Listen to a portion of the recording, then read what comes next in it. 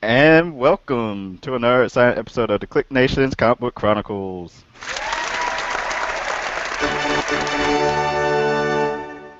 I am your host, Tim D-O-double-G. And tonight I'm joined by the man working the sound effects. That's at Agent_70 on Twitter. What's up? And the man who I proclaim to be dead many times on this podcast. He lives! Just like in the comics, you think he's dead, but he's just in an alternate dimension somewhere. The man himself, Mr. Classic Material. I'm back. Welcome back, Classic. Welcome back. Still function. Still be back, guys. Albeit too briefly, I want to say hello to the Comic Book Chronicles universe. I don't even know if you guys have a universe. Hello to the Click Nation. Hello to you guys. I missed you all. And glad to be back, even albeit briefly, but right back where I belong, talking comic books with you guys. Yes, sir. Good to Happy to have have you. you. So, yes, like I said, just like in the comics, this is episode 53, The Resurrection of Classic. That's got to be the post. That's going out on Twitter, man. That is going out on Twitter. Oh, no. Oh, yes. So, Going out. this is the Comic Book Chronicles, and we are found on our website, theclicknation.com. Make sure to follow the Twitter account at theclicknation. Check out Facebook fan page, facebook.com/theclicknation. Add us to your circles on Google+, or just on Google+, search for The Click Nation, and also join the Click Nation community. Subscribe on YouTube, youtube.com/theclicknation. On iTunes and Stitcher Radio, just search for The Click Nation. As soon as Stitcher starts updating episodes, when I put them up there, I had to send them an email tonight, actually, because I am behind on adding the episodes to podcast listeners, but I added episode 49 last week or earlier this week, and it still hasn't shown up there. It's on iTunes, though. And, of course, episode 49 was myself and Agent 70 doing our best of 2013 review. Right. If you ever have any feedback you want to have read on a future show, send that on over to theclicknation@gmail.com. And we record live every Thursday night at 9 p.m. Eastern Time.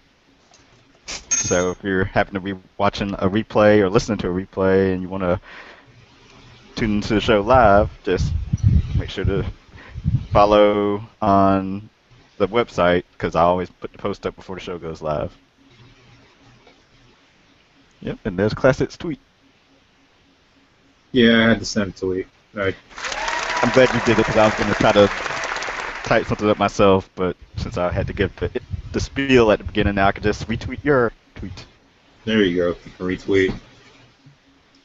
I was in the middle of typing the tweet, and then I had to jump back on sound.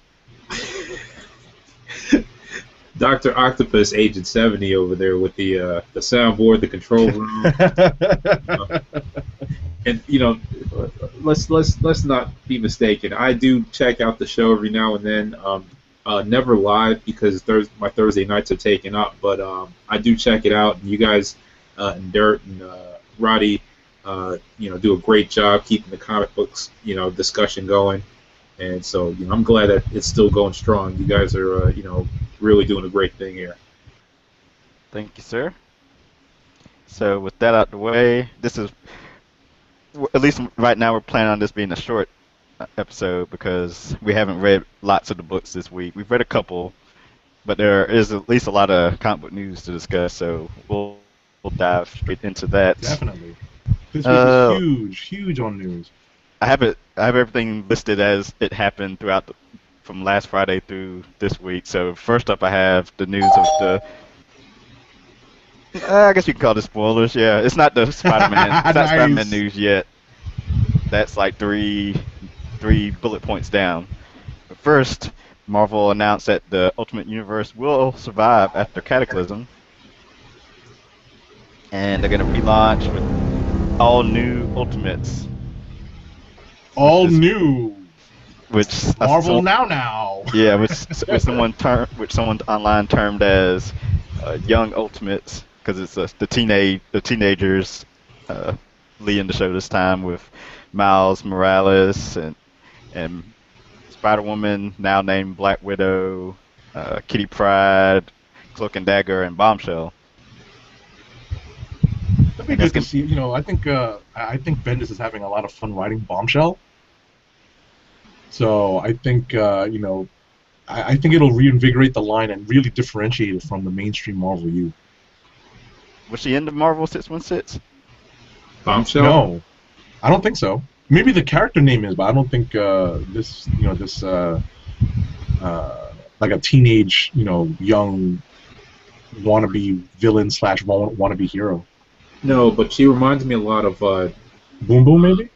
Jackpot. Remember that Dan Slott character with the reddish hair that was like supposed to be Mary Jane, but Yes. You're right. It reminds me a lot of her in terms of her look and just the way she acts. So I don't know if maybe it's just like kind of an homage to that character or whatnot, but it's bringing new characters into the Ultimate Universe. That's a good thing. One question I have out of this is, one thing that comes out of this is we thought the Ultimate Universe was coming to an end, like completely being destroyed. But if this is the new Ultimates, then does this not bode well for the old Ultimates? Because Captain America, kind of noticeable by their absence. They're not. Yeah, absolutely. There's no Thor, no mention of Captain America anywhere. And on the next issue of Ultimate Cataclysm, The Ultimate's Last Stand, there is a Spider-Man holding a silhouetted body on the cover. That's right.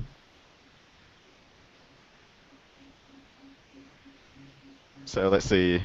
So that's going to be written by Michael Fife, I believe. And I forget who the artist is.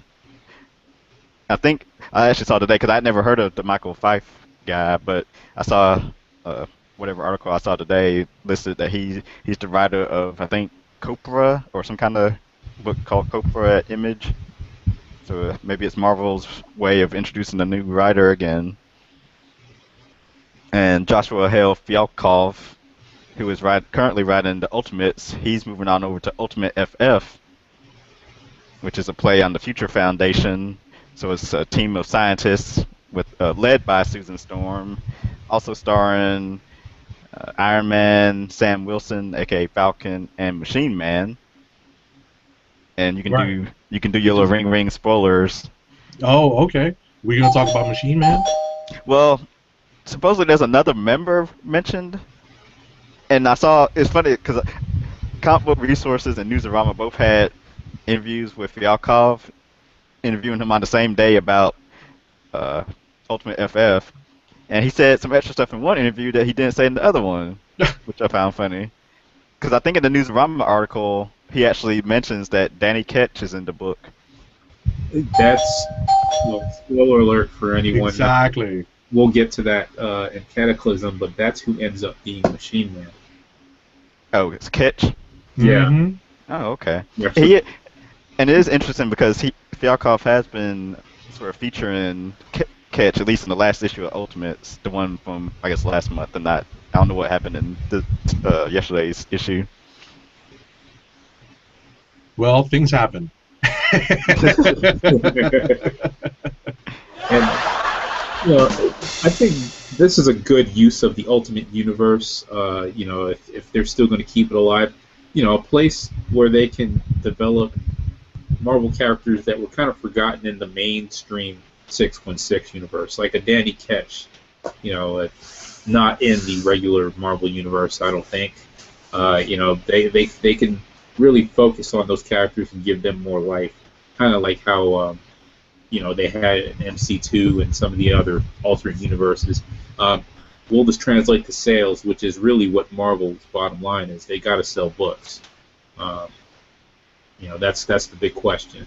But they really pared it down and streamlined it to just a couple of titles, similar to what they did a few years ago. Right. And as our loyal watcher, Dort Geekus, says, Yes, doesn't the other writer have Bombshell and everyone else and Bendis still have Miles? So that is correct because Hmm. Brian Michael Bendis is staying on to write. What's is it? I forget the title for the new Spider-Man. Is it All New Spider-Man? Oh, All I didn't new. even look. I forget what the title of it is Is it in now. the solicits or not yet? Right. Nah, not yet. Okay. I forget. I think it has all new in it. It's or some other way of saying Spider-Man. Spider-Man's still in the name, of course. Oh no, I think it's Miles Morales Okay. Oh, yeah, Spider-Man, right? The Ultimate Spider-Man. The Ultimate Spider-Man, right. I think that's how it is. Like it's a play on. I remember reading it's a play on the old Peter Parker, the Spectacular Spider-Man title. Yep.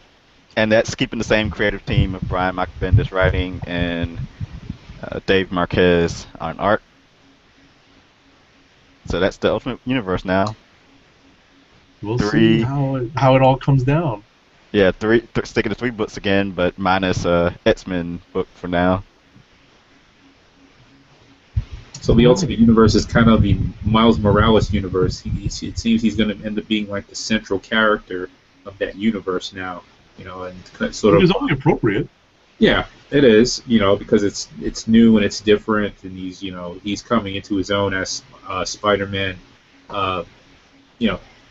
And he's a very well-liked character. Right. That's one thing since Ultimate launch that has been apparent. So. And I mean, would you agree that maybe he's starting to become the soul of the Ultimate Universe, the way Peter Parker is the soul of 616? Yeah, and it would have been too crowded if he came over to the 616 like they originally had planned, or was rumored to. Or was rumored to be planned, right? Yeah, because you've already got Miguel O'Hara, and Spidey, Ock, and Peter Parker and Venom. There's too many Spider-Men as it is. Kane. Yeah, Kane. Oh yeah, that's right. So Dork Geekus also says he believes the silhouetted figure on Ultimate's Last Stand is at the end of is yes, Waller is Miles' dad, since he was missing at the end of the last issue of Cataclysm Ultimate Spider-Man. Oh, that would totally suck. Yeah, see? Which I guess would make it easier for him to go gallivanting around with the Ultimates. Yeah, but at the same time, he sort of still needs that, like, kind of that base, that, that humanizing character. His equivalent of an Aunt May, you know what I mean? Right. So who would that be if it wasn't for his dad? So, Ganke? who has gone not missing, but he hasn't really had time to be featured lately. I guess that's the reason why Bendis is with the fat Asian kids. Come on. I guess that's why Bendis has been building up Bombshell and Cloak and Dagger so much the last 6+ issues of Ultimate Spider-Man. Probably. Next news article. DC announced a lot of new books for April because the April solicits are due out next week. They actually haven't even come out yet, but DC's getting ahead of the curve and started announcing some new series. And last week, or might have been earlier this week, I didn't write down what day it was announced, but Sinestro is getting a solo book. Right. By Cullen Bunn writing, and I forget who the artist is. So the Green Lantern universe gets yet another book. I think does it need us? 7 or 8 now. Was it 4?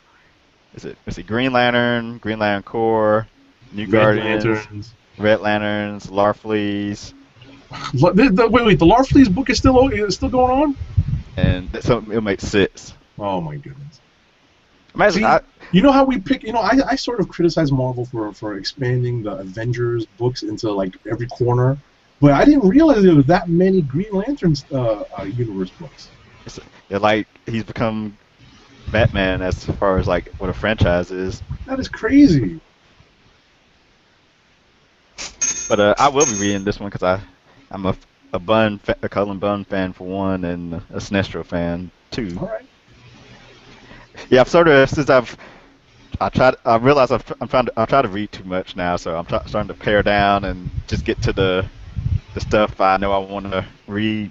So I've been Listen, like we've all been cutting. reading long enough to know that we have like these peaks and valleys in our reading schedules, especially when they start throwing out new series, new number ones. You start picking them up, you read them, you hold them for like 4, 5, 6, 7, 10 issues, and then all of a sudden your reading list is expanded or your pull list is expanded from like this long to this long.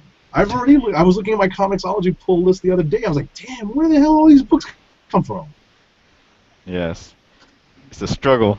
Yeah, it is. And just keeping And up it, with reading them. and then you have your main books you read already, and then new books are announced. You're like, oh, that looks kind of interesting. Right, and you want So to then give that it a takes the try. You want to place. support the industry, right? But so yeah, that's Sinestro. So okay, yeah, here's the big spoiler. Wait, hold on. Peter Parker is set to return in the Amazing Spider-Man #1.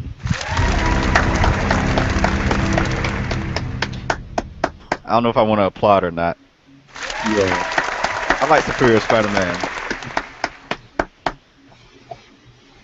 Well, we all know why this is happening now. Right. Yes.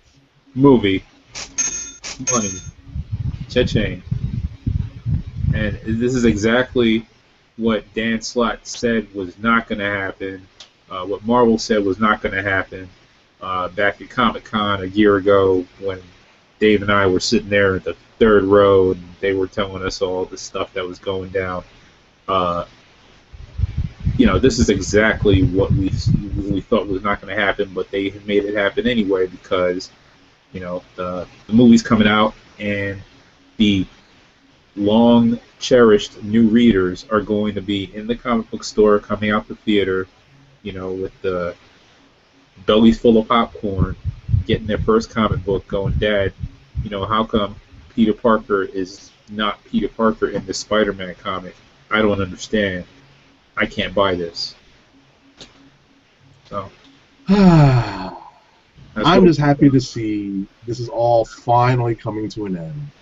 Of the of the normal panel on the Comic Book Chronicle, I'm the one that has been hate reading Superior Spider-Man for the longest time. So I'm happy to see it come to an end, and I think, and I would like to think that Slott and the rest of the gang at Marvel are right, because I've been reading some of the interviews, and I think people are really going to appreciate the classic Peter Parker more now.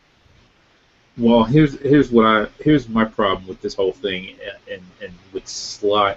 Well, first off, Humberto Ramos. I mean, he has his moments, but they're few and far between, and a lot of what's captured is hard to just digest because of his artwork. It's just I gave him a few chances when he did 700. There was some or that run from 690 whatever to 700. Those books, there were some panels that were pretty good, and there were just some that were just terrible. These last few have just been awful, and then I'm like going into this, these last few Superior Spider-Mans, and then I'm just not sure about them. But the thing with Slott is it's a lot of, everything is extremely fast-paced. It worked for Superior Spider-Man and Doc Ock in some areas. In some other areas, it was just like, he would drop like little plot lines and then just leave them, dangling for a while and then come back to them. But, just everything just moved so fast, and it was like everything was crammed into one space. I will say I am a fan of Humberto Ramos, but there are times where some of the panels it's hard, especially in issue 25, which we'll get to later. If Superior Venom, it was hard to tell what action was taking place in some of the panels. Like were they punches? Or was it just the symbiote throwing ooze at somebody? Right. Which way was Venom facing? He's kind of like Chris Bacalo. I like him too, but his art gets kind of confusing jumbled together too. Right, I agree. But so yeah, when Amazing Spider-Man #1 launches, of course, he'll be taking on the movie villain Electro. And Slot said he's not gonna. There's gonna be no Nick Fury of Electro make him match the movie. Oh, That's my wording, not his. the fact is they're doing the Electro tie, which I understand Marvel wants to make money, and I don't mind it at all because this wasn't a problem when I was growing up or when we were collecting books back then because Marvel didn't have movies Right. to tie into, or if there was a movie tie-in, it was like a single issue tie-in graphic novel, the movie version of RoboCop or whatever, so, but the main series was whatever it was. This whole thing of, oh, well, Electro's out in the movie theater, let's do an Electro issue, or let's do a few Electro issues and just have them surface back in, and it's not natural. That's the problem I have. If it's not natural that Electro be back in, then why do it? Last time we saw Electro was in Superior Spider-Man Team Up, where he was being controlled by Doc Spidey-Ock. Spidey-Ock was Right. controlling the Sinister Six. Right. I was about to say, I think the last time I saw him, he was still locked up in one of those special holding cells that Spidey-Ock had put together. So Yeah. And Slot said that, take it for a grain of salt, but he said knowing that Marvel told him to use Electro, but he was like, it wouldn't make sense not to use Electro because you want to try to get as many new readers as possible. So you got a new #1. He did the same thing with Lizard when the Amazing Spider-Man 1 came out. So try to capitalize. And our good friend and co-host Dirk tweets at us that, believe it or not, a lot of people actually read the Larfleeze regularly. The Larfleeze ongoing book. don't even get us started on a news nerds need. Good friend Roddy Cat's Twitter handle for his news, his nerdy news site. So. Yep. And he actually tweets he just tweeted out the link to the YouTube for people if they want to watch. So follow him on his Twitter account at RoddyCat and at NewsNerdsNeed. And Yay! follow Dirt on Twitter at PCN_Dirt and check out his website, popculturenetwork.com. Forgot to mention those earlier. We get him, man. We get him. Yep. And Dirt also asked, why can't they do 2 Spider series at once so the kids can have Peter and we adults can enjoy Otto? They used to have that, the Marvel Adventures, Spider-Man for the kids, and I don't understand why Marvel doesn't have a kids table. They used to, but now it's like everything is Marvel Kids, and they're still trying to fit in the things for the adults and the teenagers. But you know what? It's like pro wrestling, like I always say. That stuff's not for grown folks anymore. It's for the kids because really that's who in droves is going to come out and spend that money. The collectors, they'll come, but not to that magnitude that the kids will. And that's the bar. Right, and the kids buying, getting their parents to buy for them. Yeah. All right. What do we got next on the news list? Let's see. Next up we have... Oh, so Michael Douglas was announced to be playing a certain character in the Ant-Man film. Liberace. Ah! Nope. No, he will be playing... Gordon Gekko. Yes. I was waiting for that. He'll be playing Hank Pym.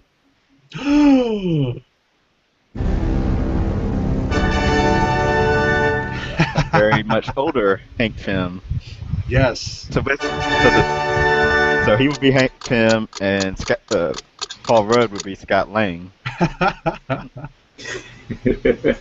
And what the setup sounds like it's going to be is Michael Douglas will be playing Hank Pym in the '60s, and so it'll start off in the '60s as him as maybe a agent of S.H.I.E.L.D.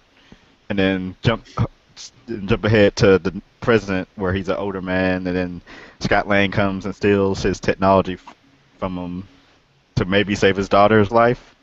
we'll have to wait and see. Right, Cassie.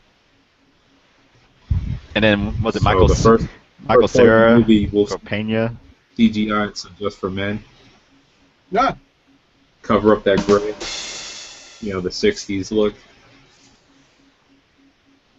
And I was surprised by this revelation. Yeah, that go on, Tim. Like you were going to finish with the news, and then we can talk about it. Oh, I was just gonna say I didn't write it down, but I also remember, was it Michael Pena? Is that his name? Yeah. Is rumored to be having a role in the movie also. But continue, I don't know. Agent 70. Well, I was shocked to hear this.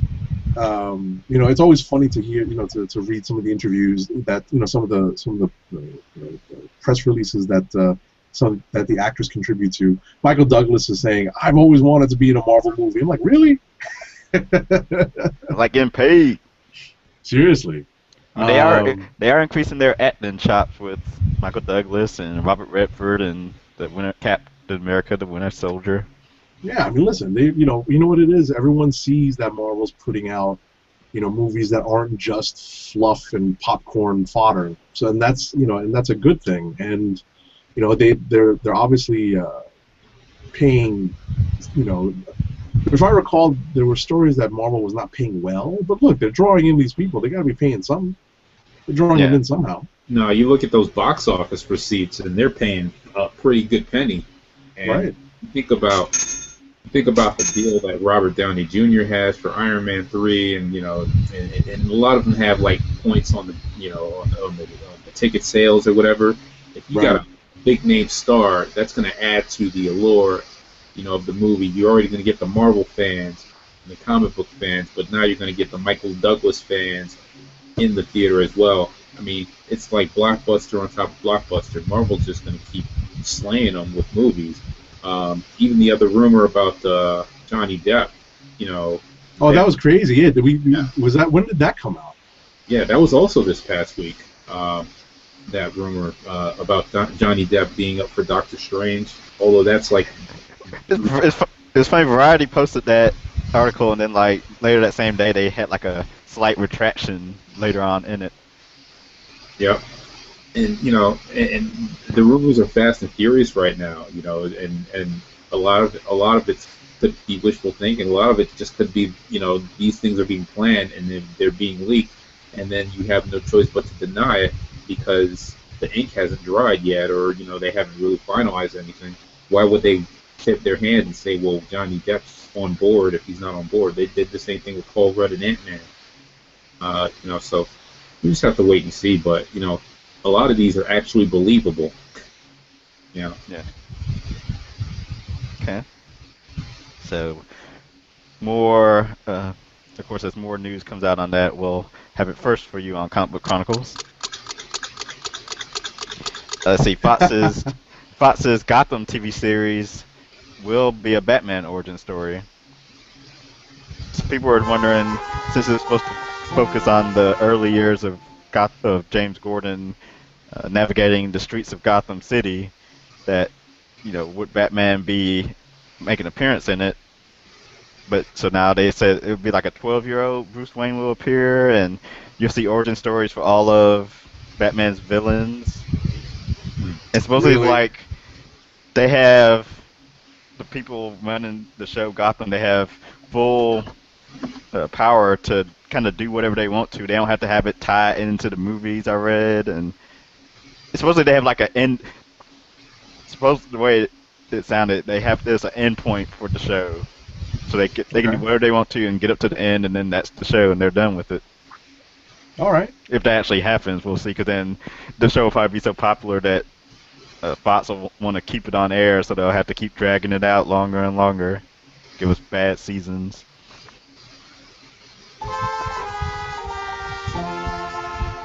I don't know. This has the potential to work, but only if the Batman element of it or the Bruce Wayne element is like, let's not have 9-year-old Bruce Wayne be a recurring character. He should not be a regular character on the show.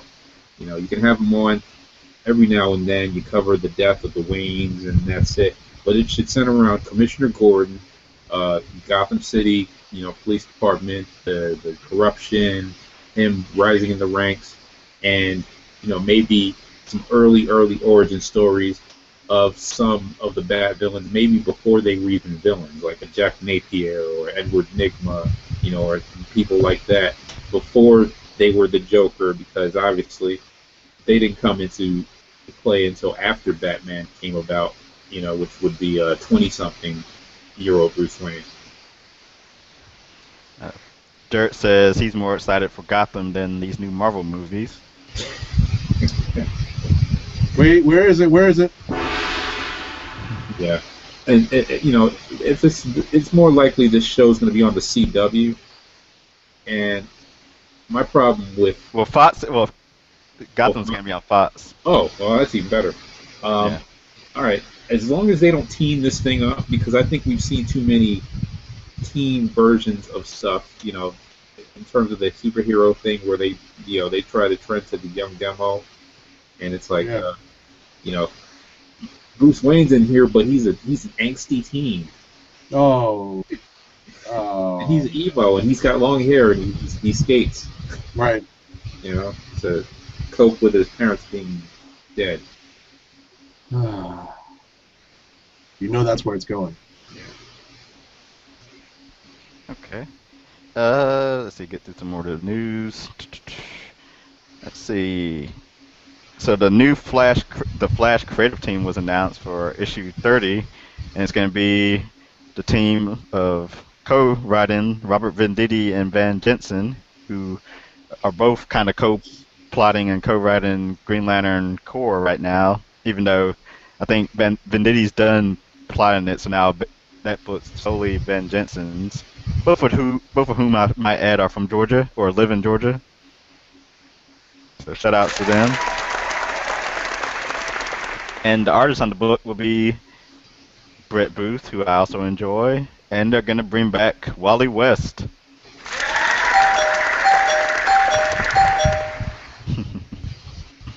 Thoughts? Where the hell's he been all this time? Yeah. We'll find out. And was it the Flash annual number 3, I believe, or 2? I can't remember which number it is. I think Brett Booth. They had an interview. One of the websites, Newsarama or Comic Book Resources, had an interview with Booth today, and he mentioned something about it's not going to be the Wally you knew, and he's just happy that that they're introducing Wally into the New 52. So I'm kind of curious to see where they go with this. I kind of like the new. They kind of spoiled that the cover to the cover image that they released has Wally on it. They're not precise in saying that it's the guy in blue, but it probably is. So it's actually I like the design. So I'm kind of curious to see how they haven't said that. They haven't really said if that is Wally on the cover or not. Right, but I think what they say is that he's on the cover, but they haven't said exactly if that's him in the middle. So, like, where is it? There it is. Okay. Let's see what else we got. Let's see. There's gonna be an ongoing Nightcrawler book coming April for Marvel, with Chris Claremont writing and Todd Knock on art. Good for Todd Knock. That's what I was saying. I was more excited. That's what got me excited for that book. Yeah. Good for Todd Knock. Listen, that dude. Yes, there you go. Thank you. That guy is a hard-working artist. When he's at conventions, he's churning out sketches by the boatload. Before, I guess, he decided to really monetize it, he did a lot of sketches for cheap or for free for kids. So, that guy's he's a phenomenal artist. He works at a breakneck pace, and I'm glad to see him get like some real get back to getting some like mainstream exposure. On the other hand, I'm not so sure I'm thrilled that Claremont is writing this. Yeah. I'm not so sure I'm thrilled about that. I haven't really read his stuff since like the 90s. I know he had a long run with the X-Men stuff in the 2000s, but that was early 2000s. But that was back when I stopped reading comics, so I missed all that. And I it know he was wasn't that on good. You didn't miss much. Extreme X-Men, and then he do was it X-Men: The End? Yeah, but Extreme X-Men wasn't bad, but his Uncanny run was pretty forgettable. Pretty, But let's not forget some of the best that we've seen of Nightcrawler was in Excalibur, which was created by Claremont. Right. So if it's to call back to like say '90s Nightcrawler, the swashbuckling, adventurous, and not this like morose Catholic priest Nightcrawler. Right, you know, right. it might be a good book to check out. It might be a fun romp, if you will. I don't know if it's just going to be fun or if it's going to be fun mixed in with some serious, but I think this might be a little more whimsical than your typical Marvel book. This might be along the lines of a She-Hulk or a Deadpool. Well, I was about to say, speaking of those books that are going to be getting big pushes in April, but we'll get to that when we talk about it. So what's next on the news list? That's all I had written down, so we can. Well, I've got a couple things now. There you go.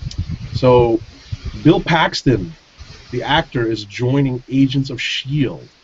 as an active cast member. So, wait, who gonged that? I gonged it. Ah. I want to say, game over, man. Game over, man. Nice. I'm just glad to see that they're bringing in, similar to what we were talking about with bringing in these serious actors, these more renowned actors into the Marvel movies. It's nice to see, a mainstream actor joining, another mainstream actor joining Agents of S.H.I.E.L.D., giving it some more, star recognition. And we can say that Agents of S.H.I.E.L.D. was new this week. I saw the majority of the episode. It was a little better. Like the show might be picking up since they came off a fall hiatus. I agree. I've been a fan of the show. Just very quickly, we're gonna just veer off the news for a second. I want to write up. My opinion in a nutshell though is I want to do a write up on Agents of S.H.I.E.L.D. But my opinion in a nutshell is it's getting stronger, and I don't know what everyone's expectations were, but I think because I had low to middling expectations, I'm satisfied with it, and I'm glad to see that it's growing, and I want to see where it goes. So, that's my opinion in a nutshell. And adding, quality actors as part of the cast is a good sign. Yeah, I think the major concern that people have with it, or the major complaint that people have with it, is this Sky is just annoying as hell. And, she's grown on me, like literally and figuratively. I mean, superficially, and the first few episodes, I thought she was, clever and nice and everything. It's like, it seems like she goes through the same motions each episode of, doubting things and, we should do this, and kind of giving the exposition and the plot, and and then she turns out to be right, but she's like this rookie or whatever. I mean, yeah, I guess she's the central figure one of the central figures of the show, but really this should mostly, if not always, be about Coulson. And I don't think they want it to be strictly about Coulson, because I think Coulson is honestly, I think Coulson is still one of the characters that they're going to reuse in the movies. So they're going to keep developing him and drop him in the random Marvel movie, whereas I don't know if they're going to drop Agent May or Agent Ward into any of the movies. So that's why I think the show is really focusing on the other agents as opposed to Coulson. Even though they're really developing, obviously they're developing Coulson's like post-death experience, So they're definitely not shying away from that, but I still think they're going to develop the other characters more and focus more on them, because there's still a chance to drop Coulson into all the other movies. I like the other agents too. Fitzsimmons. I think they're fun, and Really, I think there's one too many British people. They could do it. Just get rid of one of them. I'd be happy with just one. They teased the death of one of them. What I didn't like this past episode, spoiler for Ding, ding, ding. When they dropped into S.H.I.E.L.D. Academy, which was pretty much looked like Hogwarts for S.H.I.E.L.D., and I was just like, and then the basement club scene and all that stuff. It was like, oh, really? Come on. we could have done without that. Yeah, you could have did a serious story about Blizzard's origin and not had to go, all teenage with Shield. I don't want to see Teen Shield Brigade, and that just seemed wrong. I got you. All right, all right. Let's see, what other news do we have here? Oh, did you guys miss the tweets from the announcement of Fialkov and Slot's Infinite comic? Amazing Spider-Man asks, "Who am I?" Oh yeah, I saw that. Mm-hmm. The reason why I tweeted out is because our some former guests of the Comic Book Chronicles, their top secret yes. Marvel project was finally announced. We're talking about Joffo and Mast, our guests from France, who are basically working with Dan Slott, Joshua Hale Fialkov, and Juan Bobulo, Antonio Fabello, putting together this Infinite comic, which asks the title is Amazing Spider-Man, Who Am I? And it deals with an amnesiac Peter Parker. I think they've worked on some of the other recently announced Infinite comics. I think they're working on the Deadpool one too. Oh, I may have missed that. That announcement, but I think there was one near the end of last year, or at least from like spring through the end of the year, between that time period, that some Infinite comic. I can't remember if it was the Deadpool or if it was the Iron Man one, but one of the two I know they said that they were working on after the book was announced. I think this is the one they couldn't talk about. Maybe. So yes, congrats to them. Yes, congratulations, Mast and Joffo. You can find them at Mast and at Giaffo.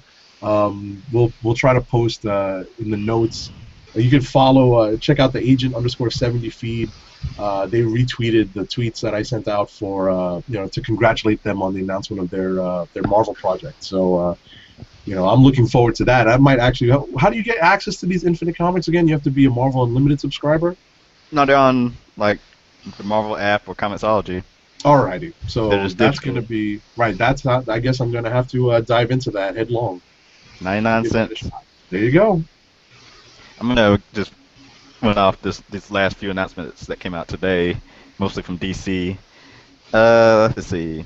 So Scott Lobdell is off of Teen Titans, and the comic itself is coming to an end.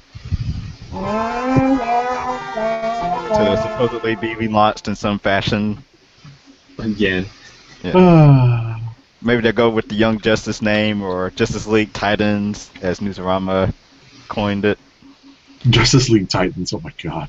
Let's see. So Kyle Higgins, the writer on Nightwing, will be leaving the book, and the new creative team has not been announced. We also have Avengers Assemble is canceled in March. Yes, one of the too many Avengers titles is going away. I actually like that one. Started liking that one lately because it has a good art on it. Good artist is on there. Hopefully he'll move on to something else. And I like the current art going on with Spider-Girl. Right, her training, right? Well, they're helping her investigate her teacher that is found out to be an Inhuman, and he's been kidnapped. His shell cocoon has been kidnapped to be tested on. Okay. And the Justice League Canada book that was announced for Jeff Lemire. Wait, where is it? Gone. It was going to be Justice League America was turning into Justice League Canada, but now it is officially going to be titled Justice League United. Oh, really? Yep. And I like the cast. They went away from they just couldn't call it Justice League Canada. Well, because I said they're going to do more than just. They're going to be in Canada, but they're also going to have spacefaring adventures. So since it's going to be kind of cosmic and on Earth, they wanted something more than Canada. And actually, I like that. United sounds better than Justice League Canada. So Canada's not going to have a super team? They're going to be based in Canada. Okay. And the roster is going to be Martian Manhunter, Adam Strange, Stargirl, Supergirl, Green Arrow, and Animal Man, and a Canadian superhero that Lemire is going to create. Really? I love it. Yep. All right. Oh, and Dirk, even though he's not on the show, he wants to try to announce that Stephanie Brown will be appearing in Batman Eternal #3. For those who want the specific issue. There you go. There you go. So, Did you catch the Marvel solicits that came out today? I did. I didn't have a chance to really look through it, but if you want, we could just click through real quick and highlight the Newsarama article that we always look at. What we learned from Marvel's April 2014 solicitations. It is up. Do it quickly. Very quickly, very quickly. So Dan Abnett and Andy Lanning are returning to Guardians of the Galaxy to do a prelude book for the movie. That's kind of cool. Kick-Ass is ending with Kick-Ass 3 is ending with issue number 8. So that's some news for Classic, who is a fan of Kick-Ass the series, and it'll be interesting to see where this goes. If there's any future for it after Kick-Ass 3 number 8 hits the stands. Spoiler alert. What's going to happen to Rhodey, James Rhodes? There's some talk that he might be biting the big one. Yep. Let's see. You know, it says it straight into solicit. That's right. That's right. They are, I guess Wolverine is going to be stepping down or stepping away from the Jean Grey School for a little while. Yes, Boys and Girls Superior Spider-Man is ending, but it seems Superior Foes and Superior Team Up are not ending. Interesting. Let's see. The What If type story and series are returning. There's a metric ton load of #1 issues in the spring, from Amazing Spider-Man to Iron Fist, Living Weapon to Elektra to Hulk to Nightcrawler to Inhuman to all new Dupe. Let's see, the Daredevil issue. Oh, and Busy Bendis assembles anniversary issues. All right. So there's going to be a bunch of anniversary issues for Ultimate. Well, he's doing Ultimate Spider-Man number 200. Oh my goodness. Craziness. Well, there's a lot. Well, the bottom line is in April in Marvel Solicits, there's a lot of new books, and I think springtime is just their time to really try to pad their quarterly earnings. And they're just dropping all these #1 issues this entire spring season. Alrighty. So let's get on to the few comics that we actually did review this week. I guess the big one being Superior Spider-Man number 25. Yes. I think that's the one that the three of us did read. Yes. So let's pull that up. And it was the end of the Superior Venom Darkest Hours. I think that's what the arc was called. So it was basically Superior Venom taking on the Avengers in the streets of New York. And if you didn't know, they were able to extract the symbiote away from Spider-Man with the help of... Spoilers. Hold on. Peter Parker's ghost. Peter Parker's ghost, yeah. So, yes, this starts the voyage of Peter Parker returning in the book. So he claims he's been back for a while now, but laying low. But he just had to intervene to help get the symbiote off of him. I cheered when I read this. I can't lie. I cheered. I was like, yes! Yep. Woo! Kind of cool to see it. What's funny is that we were talking about Ramos's art, and I definitely agree with the hit and miss. There are a couple of nice panels in here. There's a nice action shot of Captain America in like a foreshortened shot where he's like doing just like a nice kind of martial arts kick. Let's see, what was I going to mention? There's something that the Venom that threw me off. What's that? It's mostly how he draws Venom that throws me off. Gotcha. Which Venom is supposed to be wild and flowing, whatever, but it just seems like, it just. I think it takes away and distracts from like what would be otherwise, you know, good artwork. I guess. I just like speaking of the reason why I bring up the art is that the reveal page I thought was done very well. Mm-hmm. Right. I thought the reveal page was very well done. I thought the layout was nice. I thought, it was very much like panel to panel. Like, wait, is it happening? Is it really? Oh my God, it is!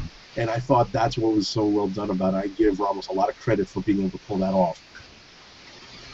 And then also the lead into the Goblin War, yes, took place this issue. So that's basically kicking off the next issue. Is the goblins go at it, Green Goblin versus Hobgoblin, and all of their minions. Right. Pretty much going to tear apart the city. Right. That'll be it's actually if there's one good part to Slot's build-up that I've actually enjoyed reading, because how many times am I going to say that I've been hate reading this book? I've enjoyed kind of the build-up of the Goblin Nation, the Goblin Clan.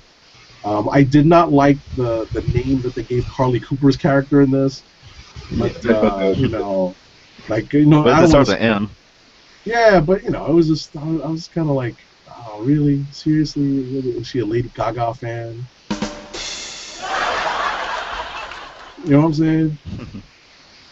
Yeah, I didn't like that they just, went and turned her all the way into a freaking goblin. It's like, I mean, that's like the thing she gets for investigating into, Dr. Octopus and putting all these hours in and spending all this time trying to get to the bottom of it. And she was the only one who actually believed that, I had an inkling of what was happening, and this is how she gets paid for it, Kind of cruel plot. But So yeah, the Goblin War. I'm looking forward to it. Who is that under the Green Goblin mask? yeah, that's a big question, because it purports to be Norman Osborn, and we all along we thought it was. So, speculation. You guys, who do you think? I guess it's too obvious to just say it's Norman Osborn. I wonder if it's his son. I was thinking it might be Harry. Yeah, I wouldn't be surprised if it's Harry. We haven't seen Harry since Superior started. I wouldn't be surprised if it's Harry. That he's the prime candidate. I think that it would be Norman is too easy, but he is running around. He's running around free, because if I recall, the last time we saw Norman was that he had broken out of not prison, but like whatever prison bed that he was in. Mm-hmm. So it wouldn't be. I wouldn't be shocked if it was Norman, but I think the candidate, the best candidate, is probably going to be Harry. Okay. So that's the Superior Spider-Man number 25. Let's see. Classic, since you're on with us tonight. What else did you read? I also read X Factor. I don't have the number in front of me, but the one that came out this week. Was it X Factor or X-Force? X-Force. I'm sorry. Yeah, there's a crossover with X Factor right now. Yeah, Uncanny X-Force number 16. Read that. Basically, this is part 2 of the Vendetta story arc. This is where Hope, Cable's daughter, actually catches up with Bishop, who's kind of her sworn enemy, who actually spent most of his time trying to kill Hope since she was a little baby, and traveled through time. But she actually catches up with him, as he's a member of the new X-Force, and she pretty much goes, tries to kill him, and behind the scenes is Stripe. It's revealed that he's kind of the the mastermind behind the whole Bishop. While this is going on, the two teams, X Factor and X Force, actually collide because they're looking for Hope and Bishop, and so Cable and the rest of the team are sort of battling. So it's X-Men on X-Men, and the cover is reminiscent of that. It's got that old George Perez style Justice League, Yes, type, yes. homage there with each of the members of the teams like kind of looking to meet in the middle with Stripe in the background. Sort of your classic X-Men type issue. A lot of fighting, a lot of plot advancement. But I would say, since it's part 2, nothing major happens in terms of changes. It's just a lot of action. But I think this was a good read overall. Great artwork. Sam Humphries tells a great story, and then Tullibao and Dexter Soy, Harvey Tullibao and Dexter Soy give some good artwork there. So I would say definitely pick that up if you haven't already. Okay. Nice. I'm sad that. Actually, I'm not sad that Uncanny's coming to an end because I haven't really enjoyed Uncanny as much as Cable and the X-Force. But it's like reading. Last week I read Cable and X-Force, the first part of Vendetta, and it was kind of. I was like, knowing the series is coming to an end is like, why am I even reading this? Because it's coming to an end, so it's hard reading books I know are gonna end, just to start something fresh. I was like, part of me wants to just, it's like, I might as well just wait till X-Force #1 starts and just jump on there. Yeah. Like it's similar to Fantastic Four. I believe Fantastic Four 16 came out today. I couldn't bring myself to read it. I might just wait till the relaunch just to see what kind of new take they're going to try to put on Marvel's first fandom. Well, that's different because with Fantastic Four, it's the same 4 people. That's not going to change that much. Right. With this, you're going to have a whole new lineup when they relaunch X-Force, afterwards. So, it's kind of good to see these last few issues to see, well, what's going to happen to all these members that don't come back? Where are they going to end up? And are any of them going to die? True enough. Okay. What did you also read? Agent 70? I read Superman Wonder Woman #4. Switching over to DC. This issue deals with the fallout of the relationship between Superman and Wonder Woman becoming public knowledge, and basically it's hit every smartphone news app and news channel and everything. It's basically across the entire world, and basically this issue deals with the fallout of that between how Superman and Wonder Woman deal with it individually. Basically, Superman's like, hey man, this is my business. I wanted to keep it to myself. The plot kind of the plot issue that they follow, that Superman follows on his own, is it's his website. The Clark Kent works as a reporter for a website, and it's his website that leaks the story. So he's basically trying to investigate how his website was able to obtain this information, and what agenda the provider of the information might have. And he's trying to investigate that, while Wonder Woman's like, I don't know what the big deal is, but at the same time, she sort of understands. The issue itself is divided into 2 pieces. Basically, the first part deals with Zod, who is I guess I might as well spoil it. Who is semi-trapped in the Fortress of Solitude, and basically tricks Superman into using the Phantom Zone projector to get a certain female Kryptonian out of the Phantom Zone. And the other half of the story basically focuses on Superman, going to at some point earlier in the story, goes to try to investigate why or how this information got out, about him and Wonder Woman. So Charles Soule does, a pretty good job. It seems like a brief encounter, because the between Superman and Zod, because it's split up into two stories. The book is split up into two stories, so it does feel a little rushed. But at the same time, it's nice to get a well-rounded book, where you literally have like two short, full arcs within the book. It seems like you're getting more for your money than you really are. Okay. But I kind of like where this is going. How many times am I going to say it? I don't know where Charles Soule finds the time to write this stuff. But I give him credit for making me want to read it. Okay. I'll be checking that out. Let's see. The book I read, the other book besides Superior Spider-Man I read this week was Skyman #1 from Dark Horse. Okay. Which I reviewed on theclicknation.com. So make sure to go read that.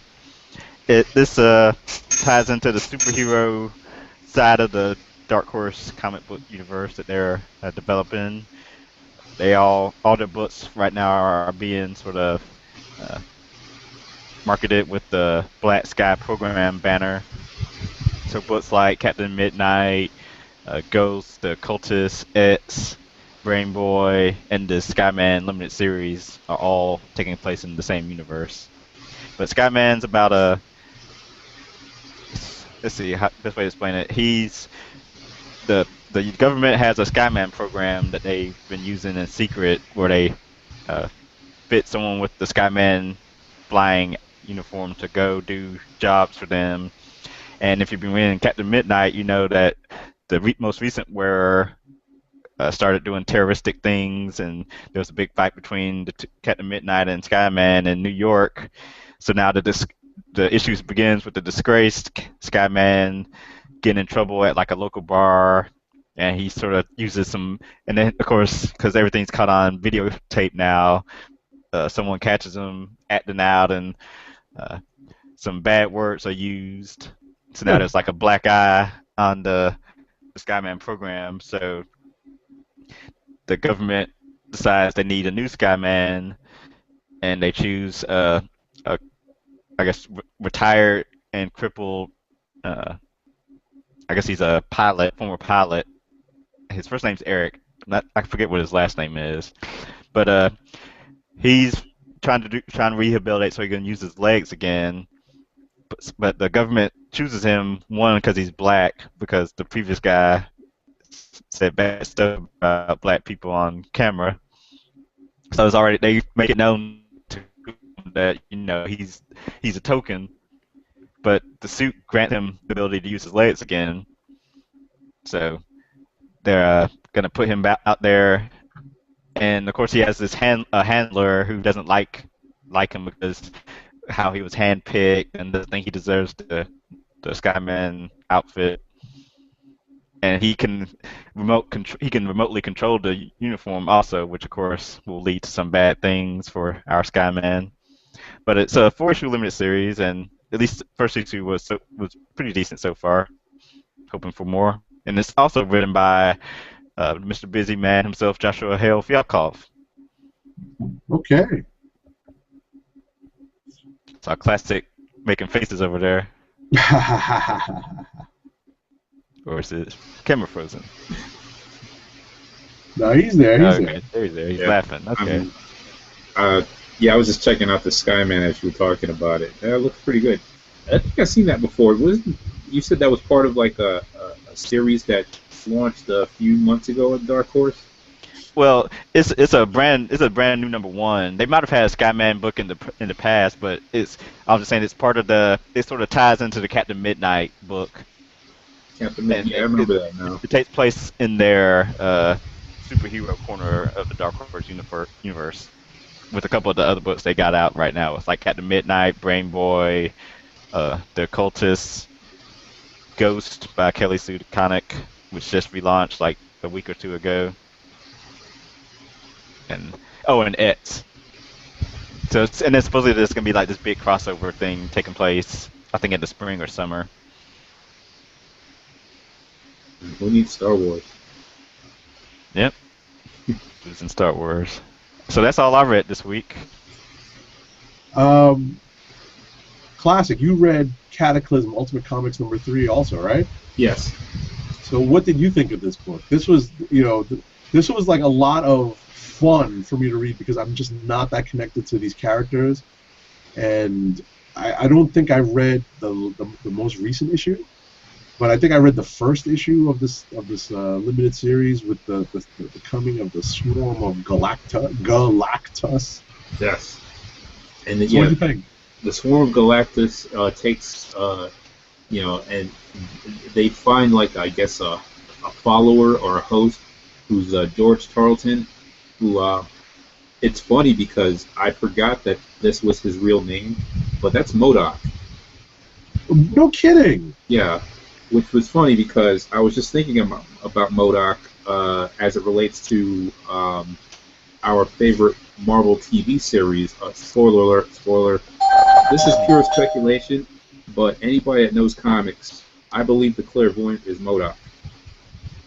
And I think that that's what they're going to get to in Agents of S.H.I.E.L.D. But in any case, George Tarleton is who MODOK is, and that's his alter ego. That's who he is in the Ultimate Universe as well. But he takes over the Galactus Swarm as like kind of an emissary or leader. And since the last issue, he's been like trapping the heroes. And so, the Ultimates, what they're doing to battle the Galactus Swarm is they're trying to sever the connection of the Swarm and Tarleton, and some huge complicated setup where somebody has to go in and sacrifice himself to basically get rid of the Galactus Swarm. It turns out to be our good friend Danny Ketch, who does the deed. The former Ghost Rider, second Ghost Rider from 616, he's in there as part of the Ultimate team. But he gives up himself, and the issue starts with him like kind of reflecting on himself. So you kind of get that foreshadowing that he's going to be the one to sacrifice himself. And then the twist at the end, after the self-sacrifice, you think Danny Ketch is done, but it turns out after everything blows over that he knew more spoilers. Machine Man. They actually were able to keep him alive, but in a form that's not what his initial form is. As Spider Dog agrees. Spider Dog. Spider Dog too. But I like the issue. Art was wild and crazy. Yes, it was definitely wild and crazy. I have to agree with that.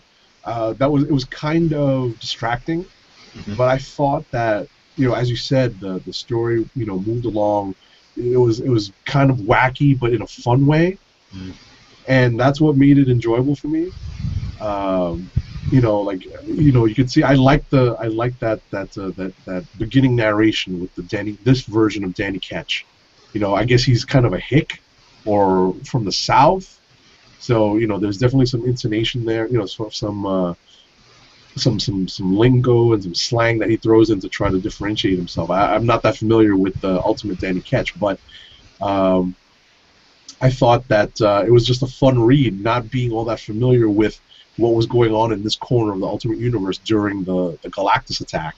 It read fairly quickly. I am glad that you cleared up what the heck the Swarm, like what this Tarleton guy was doing with the Swarm. I didn't quite get that. Yeah. I didn't realize. I mean, I understood that he was in charge of it, but I didn't get the connection that he was the Ultimate Universe's MODOK type character. So that makes a lot more sense. Pretty much MODOK without the swelled cranium. Right, without the swell noggin. Right. Okay. And like I said, I only thought about MODOK because I was thinking about Agents of S.H.I.E.L.D. and who might be like the big villain if there's one introduced there, and he'd be perfect. Right. Well, listen. You know what? I fault myself for not giving it more thought, but that makes perfect sense because they haven't quite gotten around to really establishing AIM, and that'll be the perfect way to do it. Yeah. And with all these villains being originated like Graviton and now Blizzard, you can see a Masters of Evil being put together by season's end. If Joss Whedon is the genius we know he is, then this is how it's going to come together. And hopefully we're not going to be at the teenage S.H.I.E.L.D. Hogwarts Academy anymore. boo that. Okay. Oh, what is this? Picture from Hold on. I see a tweet here. Do you guys see that tweet? I saw it. Get that guy Classic off our screen. Sucks. William Bruce West tweeted at me, Ketch was from Ireland. Really? Yeah, that was I did not pick up on that from the reading, from reading the book. You know, because he didn't call anybody wee lassie like Sean Cassidy did, like Banshee would, right? Yeah. Oh, rest in peace, Eclectic. Yeah, so since Eclectic has gone offline, just like our boy Classic What? did, Since when? we're now doing a burial for the Eclectic relaxation. Wait, when did this happen? Oh, I don't know, he just hasn't tweeted in a while. Yeah, we were not snatched by the same black van, so Oh! I don't But know.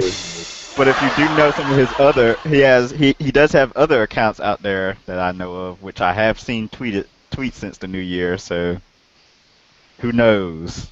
Yeah. For Comic Book Chronicles' sakes, this is the what do you call it in death? The mass. This is the wake? Yeah, the wake. That's what I was looking for. This is the wake for Eclectic. Oh no! It's the resurrection. It's the rising of Classic. No one ever dies in comics except That's Uncle right. Gwen Stacy, and stays dead. Uncle Ben's the. Yeah. And Rodney Cat also asked if anybody was reading Revolutionary War. Nah, man, I haven't gotten around to that. Hey. I got a review copy of it, but I didn't read it. And William B. West also asked for us to do a Sharkticon pit. Yes! Man, that's a cold slither podcast thing. I don't want to take over the show with that. No, we could. Who knows when we'll do this again? All right, well, let's do one. I don't have any music, but listen. That is awesome! I knew this was coming, and I still haven't thought of who I want to put in the Sharkticon pit. Yes! I know we won't put Yes! The Sharkticon. For old This time's has made sake, my night. If you hadn't For old noticed, I'm a time's little sake- under the weather, and I'm so happy that we're doing a Sharkticon pit. For old time's right. sake, can I put Cartoon Network in the Sharkticon pit? You can. Oh, yes, you can. If you want, you know. You know, thinking about the Teen Titans being canceled, and just reminds me how much I love Young Justice and how the comic or the cartoon was great. But alas, Cartoon Network doesn't know what they want to do besides put on teeny bopper shows like Teen Titans Go. You know you. They've already pulled Beware the Batman off the air. If it doesn't sell toys, and remember Dan Dito says girls don't watch cartoons or buy comic books, something of that nature. Yeah, that's kind of lame. You know, but it's been hard to watch Cartoon Network and even Disney XD or any of these other purported cartoon channels because they just don't put on anything that's even remotely mature. No, until it's like 1 a.m. Sure, and then they'll yank it off as soon as you find out about it, or after it's too late. I know I'm gonna throw in Disney XD because there you go. Yeah, you go. I got to know Netflix a lot over the holidays. And by the way, some great series on Netflix. If you can, check them out. I just finished watching all of Wilfred on Netflix, and I was all like, right. wow, how did I miss this show? But I got caught up on Tron. I almost said Tron Legacy. Tron Renegade. Tron Renegade? No, Tron Uprising. Tron Uprising. Sorry. On Disney XD. It was on Disney XD. Now it's on Netflix. And that was kind of the series in between the original Tron movie and Tron Legacy. So it chronicles, the transition from, Clue taking over and, taking over Tron. And it talks about this new renegade that, gets introduced and he gets trained to be the new Tron. Great series, got some great voice talents. Elijah Wood's in there. Bruce Boxleitner, of course, is Tron. Reginald Bell Johnson is a voice actor in there. I think Kelly Hu is in there. Mandy Moore. So a great lineup of voice actors, great animation. It's actually the animation from I don't know if you know remember the old Gorillas um, music video. It's the same animators that designed the Gorillas music videos. Sure. So it's like that style. And of course it's Tron, so you got the light cycles and all the other cool shit that was in Tron. Disney X, it was a great show. Great reviews. It's just people didn't watch because it's Disney XD and it was probably shuffled to the other side of their lineup, or maybe late Saturday morning or something. Not for the kids. This should have been something that they could have put on ABC or something and really marketed it and made some good, bank and got some good ratings off of it. But I had to find out about it a year later on Netflix because I couldn't even find Disney XD on my channel changer. I'm never going to find it on my channel changer. Same with the Avengers. I'm like, yeah, you make this stuff for kids, but you got grown people doing it, and it's properties that grown folks can get into. So for that reason, and all this marketing to kids, marketing to the juice box crowd that's sitting in your living room rather than the adults and the kids across America who are looking for some great shit like Tron XD, or Tron Uprising to get behind. I say feed you to the Sharktacons, Disney XD. There you go. There you go. There you go. All right. Any other books? I'm trying to think of what I'm going to throw in. I wish I was aggravated at something. I'm just so happy that we have the Sharktacon pit on the show. You're happy this Classic's week. back. You don't want to think negatively. Exactly. I'm just happy to see Classic. Also, you know what I'm. What's that? Go ahead. Dan Slott. I met you a year ago at Comic-Con, and you told me to my face, we're ending Amazing Spider-Man at 700. It's not coming back. Now we're going to have the Superior Spider-Man, and who knows, it might be somebody else other than Peter Parker underneath the costume. And you did all this stuff. You lied to people and said it wasn't coming back. Peter Parker's not coming back. You lied to kids at Comic-Con, and now you bring him back a year later, just in time for the movie. You're a shill. You're just selling out, and you've been selling out. You wrote some great stories, and you helped us forget about Sins Past and all the other crap, but you're putting more crap and shovel on top of the crap that is the Spider-Man legend, lore, mythos, and you really just screwed it up for everybody. You just added another crap chapter to the saga that is Spider-Man. Now for everyone to go Wikipedia and read up on Spider-Man, and these new readers and these kids that want to learn about Spider-Man, you're going to find out that his arch nemesis killed him, took over his body, kissed on his woman, and then basically was a better superhero than he was, only to be brought back a few months later. This sucks worse than the Clone Saga. Be ashamed of yourself. Feed you to the Sharktacon. Oh, man. Like you never left. Like you never left. Oh, man. I wish I had someone to feed to the Sharktacon pit like that. I'm really digging now. You know what? I can't even bring myself to put in real life stuff into the Sharktacon pit, so I'll have to pass this week. I can't believe I'm passing. This sucks. And Classic, what do you get off taking months off and not telling anybody? Then you end your podcast and you don't. Please, you do the Sharktacons too. Yep. As Roddy Cat points out, classic material comes back to life and Eclectic goes missing. Stay tuned for further developments. Hashtag same person. Terrible. Oh man, this is great. This is great. So I think that might wrap up tonight's Comic Book Chronicles. I think so too. It was a fun one. That's a great show.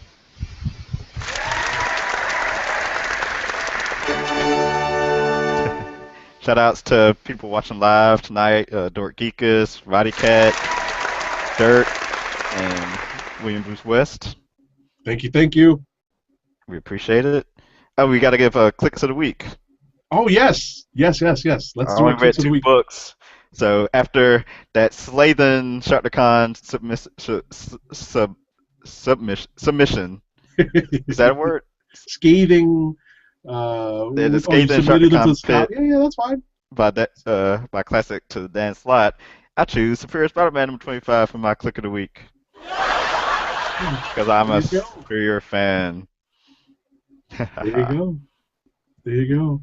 My click of the week is probably going to be, surprisingly, just because I enjoyed reading it, is Cataclysm Ultimate Comics Ultimates #3.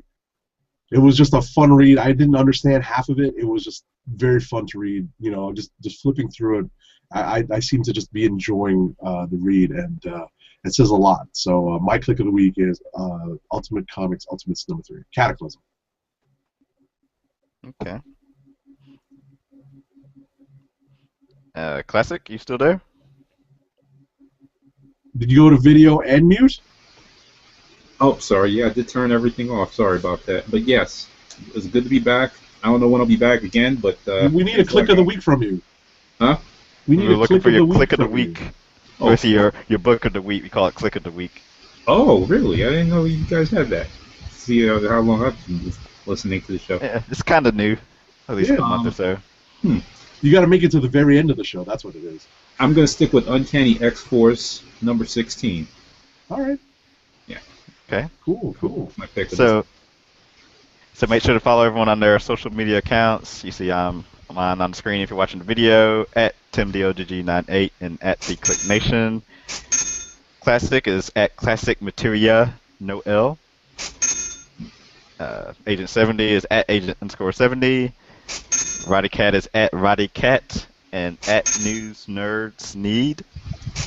Yeah. And Dirt is at PCN_Dirt.